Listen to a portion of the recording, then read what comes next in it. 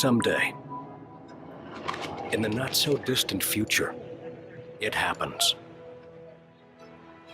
The moment you realize you're ready for anything.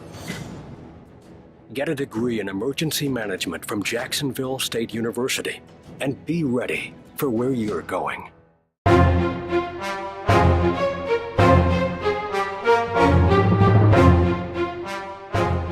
This is your Weather Extreme video for Sunday, March the 23rd. I'm meteorologist Brian Peters. Thanks for tuning in.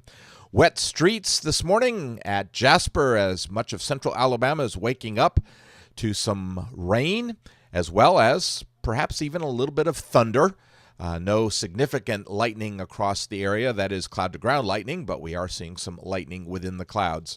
And at Trussville, another shot of the rain. And so far, the rain being pretty light. Most locations reporting around 0.05 of an inch, so less than 1/10 of an inch. Culprit in this weather pattern is a frontal system that has finally settled into the area. Fortunately, it delayed settling in yesterday, and that gave us just an absolutely gorgeous spring-type day with temperatures into the mid and upper 70s across central Alabama.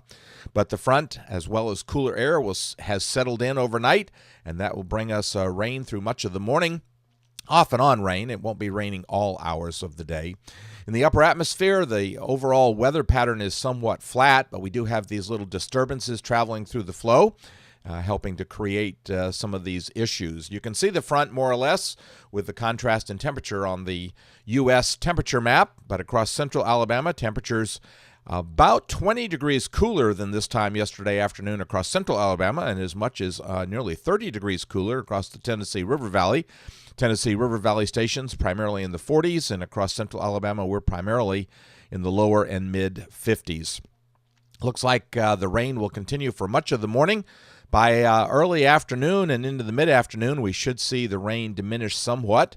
And, of course, it's not going to be an all-day rain. It's kind of an off-and-on type thing with showers and patchy rain.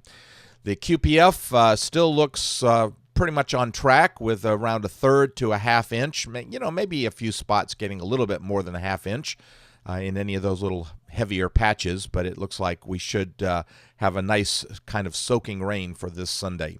No organized severe thunderstorms expected on day one, but of course we could hear a little thunder across the area outlined in green. And then on day two, most of the thunder should be confined to the Gulf Coast area. All right, the 06Z GFS model run this morning. And there's the surface map as high pressure is settling in into the vicinity of Iowa, and that pushing finally the front through the area. If we take an intermediate time, about 7 p.m. this evening, the high settles in to the vicinity of Chicago, and that should move the precipitation well off to our east and southeast. So it looks like we should be drying out this afternoon.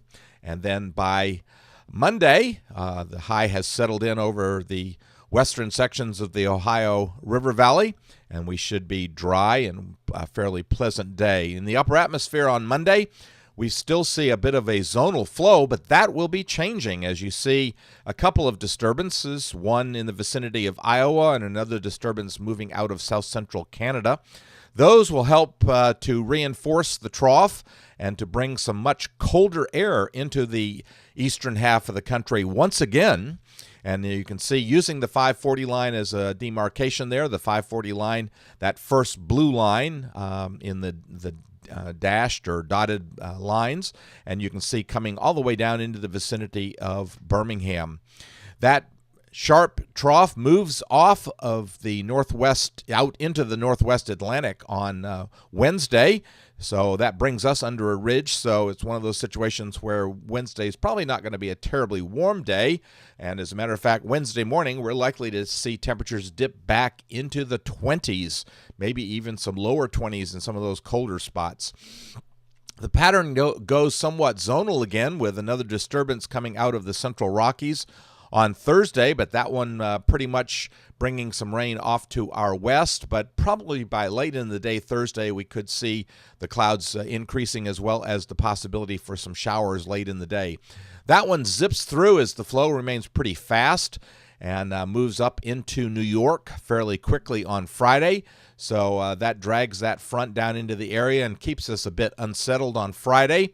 as a surface high once again settles in over the eastern part of the Ohio River Valley.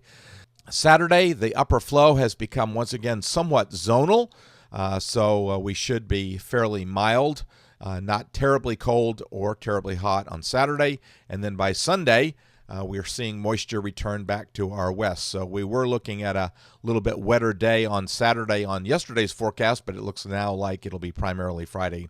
Looking out into Voodoo, one of the things that we note are basically trends, and one of the things that we note is that a substantial ridge develops around the 1st of April over the eastern half of the country. So that should be a rather warm start to the month of April.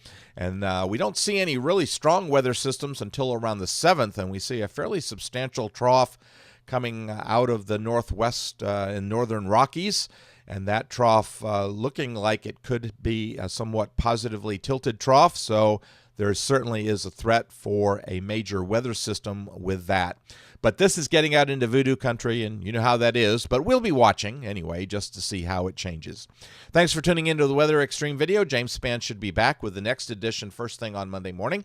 In the meantime, I hope that you have a great day. Enjoy the rain, stay dry, and Godspeed. Thank you for trusting us to be your #1 source for news in all of Central Alabama. in back-to-back ratings periods. More people watched ABC 3340 than any other station in Birmingham.